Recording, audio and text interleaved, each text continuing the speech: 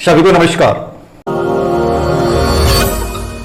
बहुत महत्वपूर्ण टाइम आप लोगों का शुरू हो चुका है और एक प्रकार का एक ऐसा समय है जो इस समय बहुत सजगता के साथ, बहुत धैर्य के साथ और बहुत बुद्धिमत्ता के साथ बिताने का, पढ़ने का और अपने लक्ष्य और टारगेट को पाने का समय शुरू होता है। अब तक आप लोगों ने क्या किया है महत्वपूर्ण नहीं है, याद रखना।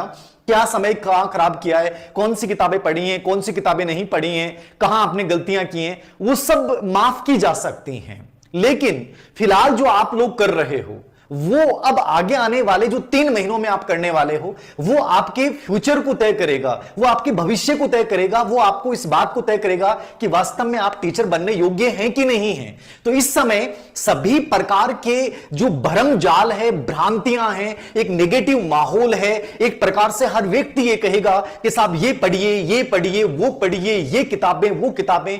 दुनिया में, मार्केट में सबसे अधिक बुक्स इस समय आपके सामने आने वाली हैं, लेकिन उस समय आप बुद्धिमत्तापूर्ण यदि एक सही दिशा में यदि मेहनत करेंगे, सिलेक्टेड वो चीजें पढ़ेंगे जो आपको लगता है कि ये बेहतरीन मेरे लिए हो सकती हैं, तो याद रखिएगा जीत जाओगे। ये एक प्रकार से मान लेना कि एक मैच है, क्रिकेट का मैच है। आपके सामने से बहुत सारे बाउंसर आने वाले हैं, बहुत सारे बॉलर बॉल फेंकने वाले हैं, लेकिन एक एज ए बैट्समैन आपको यह पहचान करनी होगी कि कौन सी बॉल मेरे लिए बेहतर है और कौन सी बॉल को मुझे पीछे जाने देना है, उसकी तरफ मुझे ध्यान ही नहीं देना है। तो इस समय आपकी सजगता, आपका इमोशनल क्वोशेंट, इमोशनल इंटेलिजेंस आपको वहां तक पहुंचाने वाली है। मैं बहुत एक अच्छी न्यूज पढ़ रहा था, वो शेयर करूंगा आप लोगों के साथ कि नॉर्मली एक बच्चा होता है कि साहब मुझे आरएस बनना है, आईएएस बनना है, लेकिन झालावाड़ में एक विशेष उदाहरण पेश किया कि एक नायब तहसीलदार, एक आरटीएस की जॉब, बहुत बड़ी जॉब होती है, याद रखना। मतलब लाखों करोड़ों लोगों का सपना होता है कि वो नायब तहसीलदार बने, क्योंकि नायब तहसीलदार की पोस्ट एक बहुत बड़ी पोस्ट होती है, बहुत सामान्य पोस्ट नहीं मानी जाती है। लेकिन नायब तहसीलदार की पोस्ट पे कार्यरत एक टीचर, 3rd ग्रेड का टीचर, वापस उस नायब तहसीलदार की पोस्ट पे 2 साल काम करने के बाद और 3rd ग्रेड टीचर के पद को स्वीकार कर लेता है। सोचिए, एक आरएस बंदा और 3rd ग्रेड टीचर के रूप में रिज्वाइन करता है।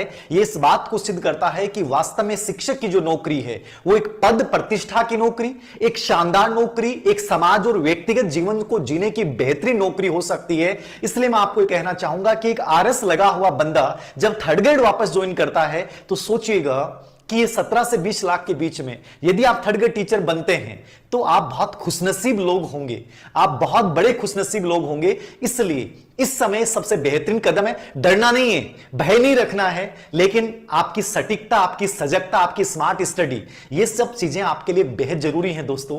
क्योंकि माहौल ऐसा होता है कि इस माहौल में आपको नकारात्मक बनाने की कोशिश की जाएगी। दुनिया भर के यूट्यूब के ऊपर हैं और सोशल मीडिया हैं और अलग अलग प्रकार के लोग हैं, वो आपको अलग अलग प्रकार से बातें बताने की कोशिश करेंगे।